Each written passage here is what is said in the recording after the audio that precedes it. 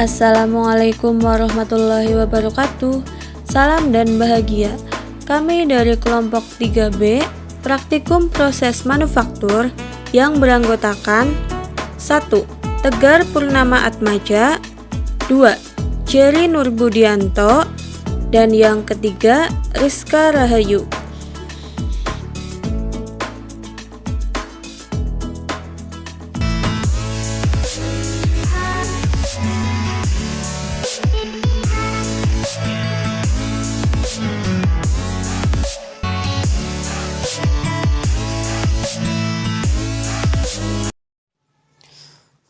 Assalamualaikum warahmatullahi wabarakatuh. Salam dan bahagia. Perkenalkan, nama saya Jerry Nurbudianto dengan nomor mahasiswa 2019-0120-46, kelas B jurusan Teknik Industri. Tapping merupakan proses pembuatan ulir pengunci internal, yaitu di dalam atau di dalam lubang, dengan menggunakan mata potong set tapping yang dimensinya mirip dengan mata bor, misalnya tear atau ulir scoop yang produksinya di dalam mur. Tapping merupakan proses perekaman suatu program acara yang disiarkan langsung. Materi pengeboran, drilling. Maka dalam proses pengeboran macam-macam proses lanjut dari pengeboran alat yang disebut tap tapping.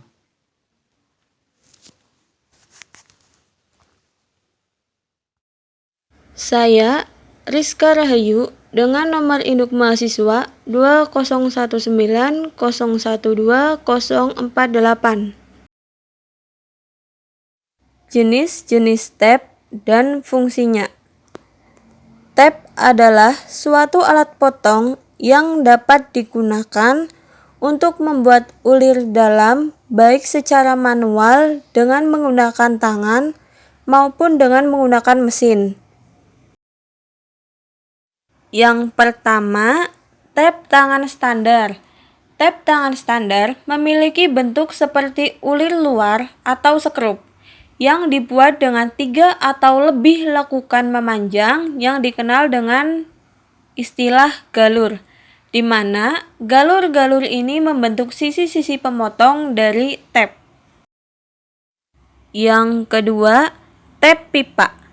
Tap pipa digunakan untuk memotong ulir pada sambungan-sambungan dari alat-alat bantu pipa lainnya.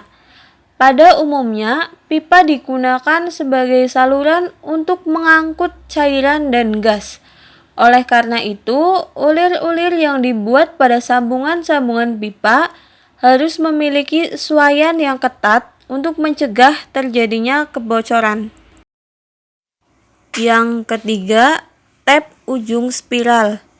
Tap ujung spiral memiliki bagian ujung dengan bentuk spiral dan disebut juga sebagai tap pistol. Tap ujung spiral biasanya memiliki 2 atau 3 galur. Dengan jumlah galur ini, maka tap memiliki lebih banyak ruang bebas untuk tatal. Yang keempat, tap galur spiral. Tap jenis ini memiliki galur yang berbentuk spiral. Tap galur spiral dapat dibedakan menjadi tap galur spiral biasa dan tap galur spiral cepat. Yang kelima, tap puli. Tap puli mempunyai tangkai yang ekstra panjang yang dapat dipakai untuk mengetat tempat atau bagian yang tidak dapat dijangkau oleh tap yang memiliki panjang standar. Yang keenam, tap mur. Tap mur merupakan tap yang panjang yang memiliki tangkai berdiameter lebih kecil daripada ukuran bagian dalam ulir. Tap ini dirancang untuk mengetat mur dalam produksi yang besar, di mana tap mur mampu memotong ulir beberapa mur.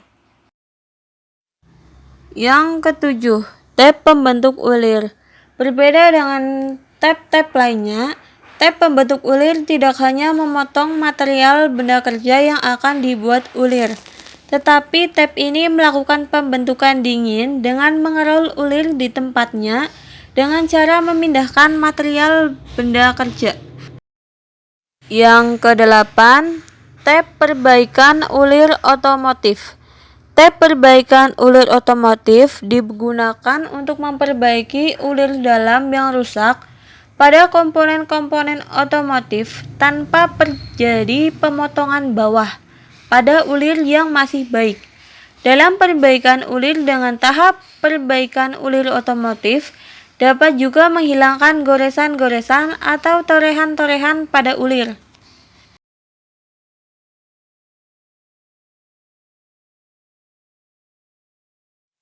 Cara membuat ulir dalam menggunakan tab. Yang pertama, ikat benda kerja pada cekam atau ragum. Pengikatan benda kerja pada ragum bertujuan agar benda kerja tetap pada posisinya, sehingga pembuatan ulirnya menjadi lebih mudah.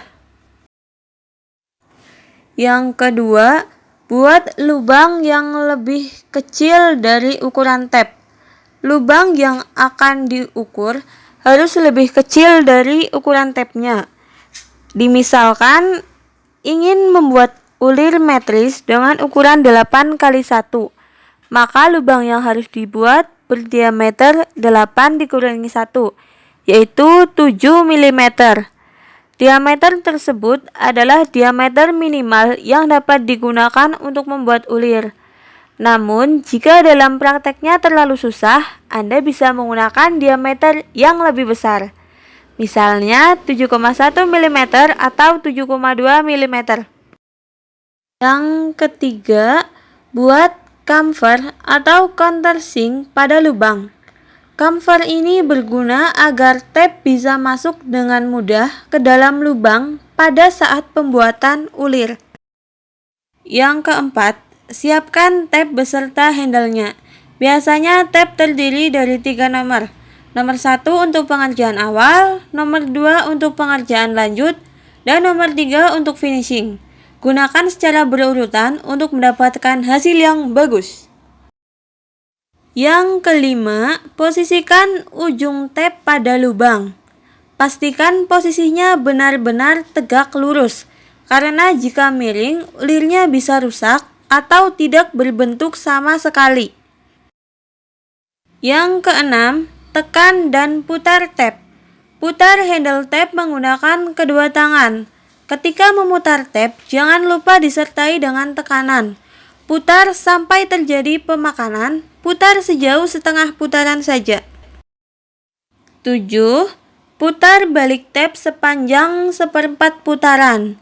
Pemutaran balik tab bertujuan untuk membuang sisa hasil penyayatan yang terjadi. Yang kedelapan, putar lagi sepanjang setengah putaran. Lanjutkan proses pemakanan.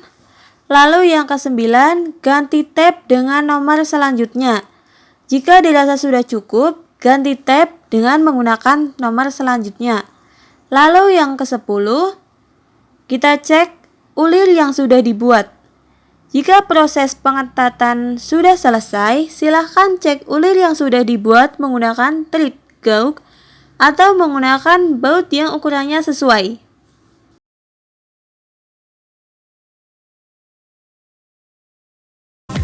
Sekian dari kelompok kami, kurang lebihnya kami memohon maaf. Wassalamualaikum warahmatullahi wabarakatuh. Salam.